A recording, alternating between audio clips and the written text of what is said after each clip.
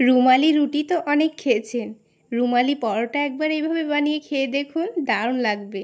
আর খুব সহজেই তৈরি করে দেখাবো, খুব অল্প সময়ে তৈরি করে নিতে পারবেন।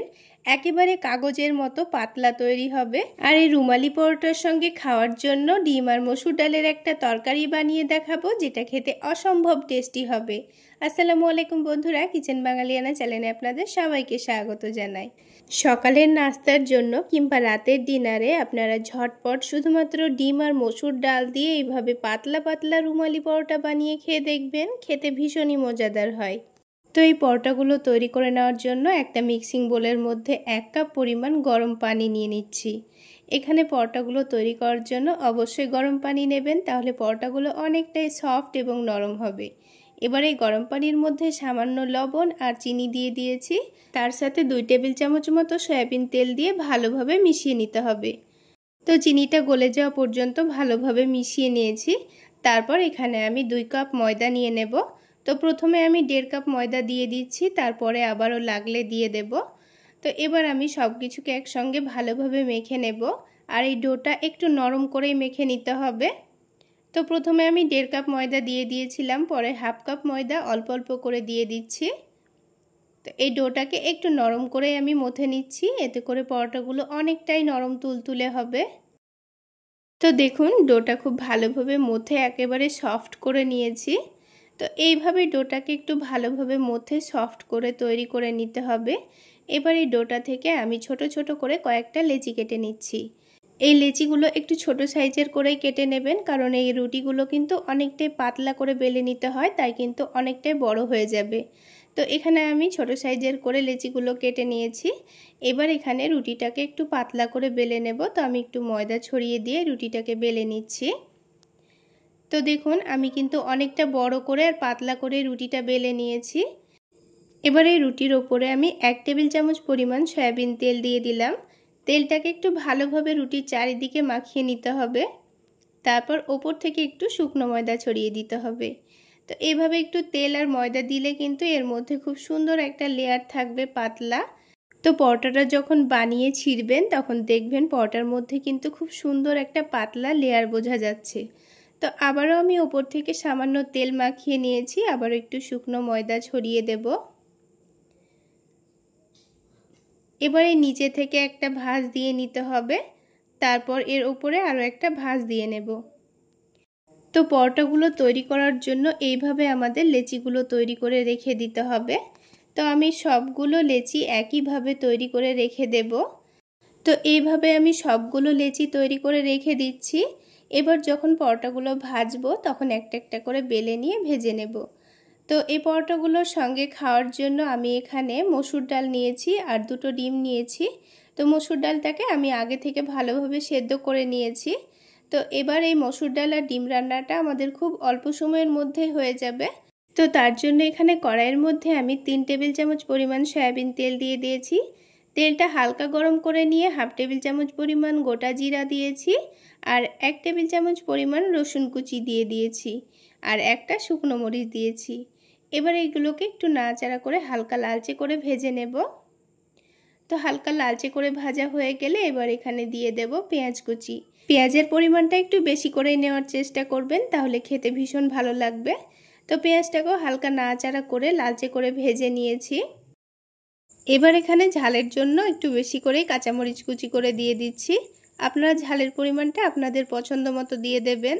তারপরে এখানে টমেটো কুচি করে দিয়ে দিয়েছি আর তার সাথেই সামান্য করে লবণ দিয়ে দিলাম। লবণ দিয়ে দিলে টমেটোটা খুব তাড়াতাড়ি গলে যাবে। এবার আবারও কিছুক্ষণ একটু ভালোভাবে ভেজে নিয়েছি আর দেখুন টমেটোটা কিন্তু খুব সুন্দর গলে গেছে। এবার এখানে কিছু গুঁড়ো মশলা দিয়ে দেব।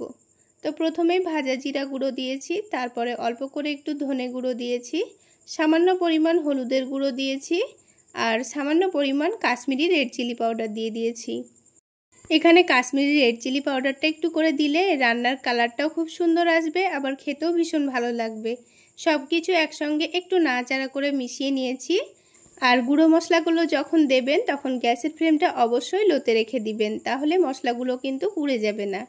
এবার এখানে 2টো ডিম ভেঙে দিয়ে আবারও সব কিছু একসঙ্গে ভালোভাবে মিশিয়ে নিচ্ছি। তারপর এই ডিমটা একটু ভাজা ভাজা হয়ে যাওয়া পর্যন্ত ভালোভাবে ভেজে নিতে হবে। তো যতক্ষণ না পর্যন্ত ডিমের কাঁচা গন্ধ যাচ্ছে ততক্ষণ এটাকে ভালোভাবে ভেজে নিতে হবে। তো দেখুন ডিমটা কিন্তু খুব সুন্দর করে ভেজে নিয়েছি। এবার এখানে সেদ্ধ করে রাখা মসুর ডালটা দিয়ে দিচ্ছি। এবার মসুর ডাল দেওয়ার পর আবার একটু ভালোভাবে নাড়াচাড়া করে মিশিয়ে নেব। মসুর ডাল দিয়ে যে খুব বেশি কষতে হবে তাও কিন্তু না, অল্প একটু নাড়াচাড়া করে মিশিয়ে নিলেই হয়ে যাবে। এবার এখানে আমি অল্প করে একটু গরম পানি দিয়ে দেব। গরম পানি দিয়ে এটাকে 2-3 মিনিট ভালোভাবে ফুটিয়ে নিলেই কিন্তু হয়ে যাবে। তো গরম পানিটা দেওয়ারই চেষ্টা করবেন, ঠান্ডা পানি দিলে কিন্তু রান্নার টেস্টটা খারাপ হয়ে যেতে পারে। এবার এখানে আমি স্বাদমতো লবণ দিয়েছি, আর সামান্য পরিমাণ চিনি, আর সামান্য পরিমাণ চাট মশলা। প্রথমে আমি সামান্য পরিমাণই লবণ দিয়েছিলাম বলে আবারও একটু লবণ দিয়ে দিয়েছি। এবার সবশেষে অল্প করে একটু ঘি দিয়ে একটু ভালোভাবে মিশিয়ে নেব। তো এগুলো দেওয়ার পর একটু নাড়াচাড়া করে মিশিয়ে নিলেই কিন্তু হয়ে যাবে। তো এই গুঁড়ো মশলাগুলো নামানোর আগেই দেওয়ার চেষ্টা করবেন, তাহলে রান্নার টেস্টটা অনেকটাই বেড়ে যাবে। এবার এটাকে আবার একটু ভালোভাবে ফুটিয়ে নিয়ে আমি নামিয়ে নিয়েছি। তো দেখুন বন্ধুরা, দেখতে কতটা লোভনীয় হয়েছে, আর খেতেও কিন্তু ভীষণ মজার হয়েছিল। এবার এখানে বোর্ডের ওপর অল্প করে একটু তেল মাখিয়ে নিচ্ছি। তারপর যে লেচিগুলো আমি তৈরি করে রেখেছিলাম সেগুলো অনেকটা পাতলা করে বেলে নিতে হবে। আর এই লেচিগুলো কিন্তু রেস্টে রাখার জন্য আরও অনেকটাই নরম হয়ে গেছে, তাই বেলতে একটু অসুবিধা হবে না, খুব সহজেই বেলে নেওয়া যাবে। তো দেখুন পরোটাগুলোকে কিন্তু আমি আলতো হাতে একটু টেনে টেনে বেলে নিয়েছি, আর অনেকটা পাতলা করে আর বড় করে বেলে নিয়েছি। আর রুমালি রুটি যেহেতু পাতলা করে বেলতে হয়, তাই এখানে পরোটাটাকেও পাতলা করে বেলে নিতে হবে।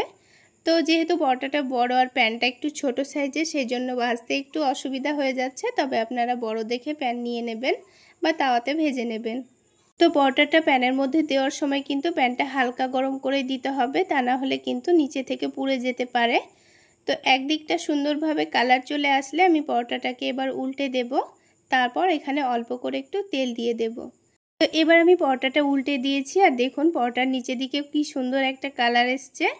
এবার উপর থেকে সামান্য পরিমাণ সয়াবিন তেল দিয়ে দিচ্ছি। এই পরোটাগুলো ভাজতে কিন্তু খুব একটা তেলেরও প্রয়োজন হয় না, খুব অল্প তেলেই কিন্তু ভাজা হয়ে যায়। তো তেল দেওয়ার পর আবারও চারিদিকটা একটু ভালোভাবে সেঁকে নেব। তো পরোটার নিচের দিকেও কিন্তু খুব সুন্দর কালার চলে আসলে এবার আমি পরোটাটাকে একটু ভাজ করে নেব, তারপর তুলে নেব। তো দেখুন হালকা করে আমি ভেজে নিয়েছি। আপনার যদি এখানে একটু ভালো করে ভেজে খেতে চান কড়া করে, তাও কিন্তু ভাজতে পারেন। তো আমি এখানে পরোটাগুলো একটু হালকা হালকা করে ভেজে নেব। তো দেখুন একে একে আমি সবগুলো পরোটাই কিন্তু সেঁকে নিয়েছি, আর সবগুলোই দেখুন দেখতে কতটা লোভনীয় হয়েছে। এই পরোটাগুলো অনেকটাই নরম তুলতুলে আর একেবারে পাতলা তৈরি হয় বন্ধুরা। আপনারা চাইলে একবার হলেও আমার রেসিপি ফলো করে বানিয়ে খেয়ে দেখতে পারেন, খেতে ভীষণই মজাদার হয়। এবার পরোটাটা আমি ভাজ করে দেখিয়ে দিচ্ছি, আর একটু ছিঁড়েও দেখিয়ে দিচ্ছি। দেখুন কতটা পাতলা তৈরি হয়েছে, আর ভেতরে কি সুন্দর লেয়ারও বোঝা যাচ্ছে। একেবারে পাতলা কাগজের মতো পরোটাগুলো তৈরি হবে। আশা করছি মুখে বলে বোঝাতে হবে না, আপনারা দেখে নিশ্চয়ই বুঝতে পারছেন পরোটাগুলো কতটা পাতলা তৈরি হয়েছে। তো এবার আমি পরোটাগুলোকে মসুর ডালের তরকার সঙ্গে পরিবেশন করে নিচ্ছি। আপনারা চাইলে যে কোনো তরকারির সঙ্গে খেতে পারেন, খেতে ভীষণই ভালো লাগবে। তাহলে বন্ধুরা আজকে এই পর্যন্তই। সকলে অনেক বেশি ভালো থাকবেন, সুস্থ থাকবেন। দেখা হচ্ছে আরও একটি নতুন রেসিপি নিয়ে নেক্সট এপিসোডে।